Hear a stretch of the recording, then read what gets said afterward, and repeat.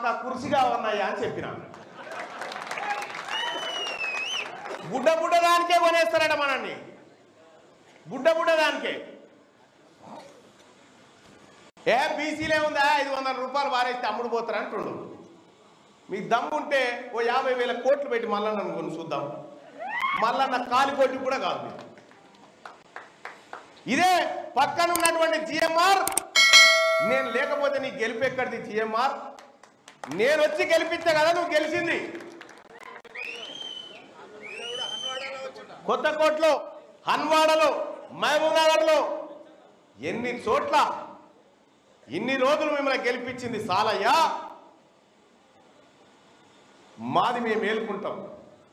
ఎత్తు పొడుగున్నోడు మంచం నిండి ఉంటే లాభం లేదు, పని మంత్రుడు అయి ఉండాలి. వీళ్ళకి రాదు పని. 70 ఏళ్ళు వాడు చూసినా వీళ్ళు పని చేయరు. వీళ్ళు ఏమున్నా ఆస్తులు పెంచుకుంటారు తప్ప వీళ్ళు మన సేవ చేయరు. ఇవాళ ఈడబ్ల్యూఎస్ రిజర్వేషన్ మనం బీసీలో 160% ఉన్నాం. మనబట్ట 160 మంది ఉన్న వాళ్ళకు 27% పాలిస్తారట. 100కి 7 లేరు, వాళ్ళు 10 తీసుకుంటా ఉన్నారు. ఇలా ఉద్యోగాల భర్తీ విషయంలో నేను ముఖ్యమంత్రి గారిని సూటిగా అడుగుతా ఉన్నా. నీకు బీసీల మీద ప్రేమ ఉంటే, బీసీల అనే ప్రేమ ఈ కాంగ్రెస్ పార్టీకి ఉంటే, భారతీయ జనతా పార్టీకి ఉంటే, బీఆర్ఎస్ పార్టీకి ఉంటే నేను సవాల్ చేస్తా ఉన్నా. ఈడబ్ల్యూఎస్ కోటాను ఇప్పుడు ఉద్యోగాలు భర్తీ చేయకుండా 42% రిజర్వేషన్ బీసీలకు ఇచ్చినాక భర్తీ చేసుకుందాం. మీరు దొంగతనంగా ఉద్యోగాలు భర్తీ చేసుకుంటా ఉంటే, మా మిత్రుడు దిశాపత్రికలో రాసినటువంటి వార్త నేను కూడా చదివిన. మనకు వాళ్ళకట 8 లక్షలు ఉన్నోనికట ఉద్యోగం ఇచ్చినా తీసుకోవచ్చట, మనకు 2 లక్షలు దాటొద్దట. ఎవడు పేదోడు? ఈ ఈడబ్ల్యూఎస్ ను రద్దు చేయాల్సిందే. ఈడబ్ల్యూఎస్ ను మీరు రద్దు చేయకపోతే రేపటి బీసీ రాజ్యంలో, బీసీ ప్రభుత్వంలో ఈ ఉద్యోగాలన్నింటినీ మళ్ళీ రికవరీ చేస్తాం. ఈ ఉద్యోగాలు దొంగతనం ఎత్తుకపోయిన అన్నింటినీ రద్దు చేస్తామని చెప్పి తెలియజేస్తా ఉన్నా. డ్రామా ఆడుకుంటా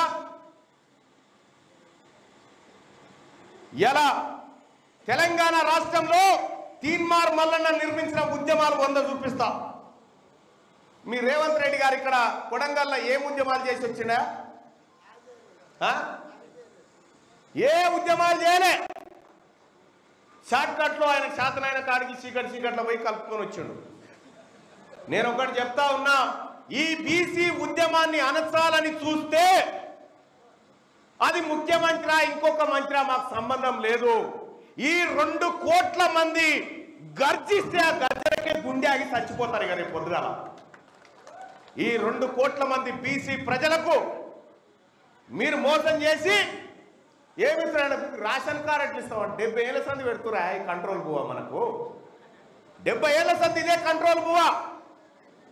70 ఏళ్ల సంది ఇదే మీకు పంది గుడిచేలాసంటి ఇల్లు కట్టిస్తామని చెప్తా ఉన్నారు. ఇంకా ఎన్నిసార్లు చెప్తారు? ఇంకా ఎన్నేళ్ళు చెప్తారు? ఈసారి మేము మీకు కట్టిస్తాం, మీరు కూర్చోరు సపరేట్గా. అందుకోసమే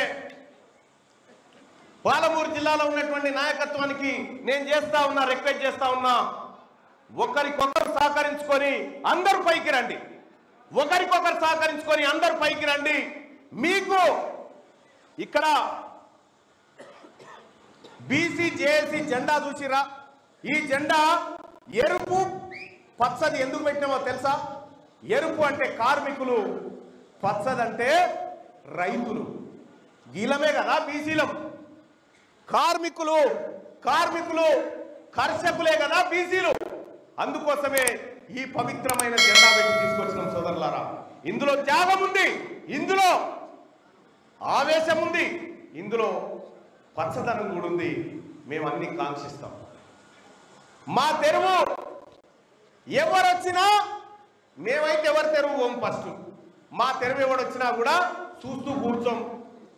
మేము ఎర్ర సత్యమన్న వారసులం, మేము పెళ్లి లలిత వారసులం, మేము చాకలి ఐలమ్మ వారసులం, మేము దొడ్డి కొమరయ్య వారసులం, మేము ప్రొఫెసర్ జయశంకర్ వారసులం, మేము ఈ భీమన్న వారసులం, మేము పండుగల సాయన్న వారసులం, మేము ఎలా మా సొమ్ముతో మీరు బతుక్కుంటా మమ్మల్ని బిచ్చగాల లెక్క మీకు రేషన్ కార్డు ఇస్తాం, మీకు ఇల్లు ఇస్తాం, మీకు పెన్షన్ ఇస్తాం, మీ తాత జాగీర్ అంతా అమ్ముకొచ్చిస్తున్నారు మాకు.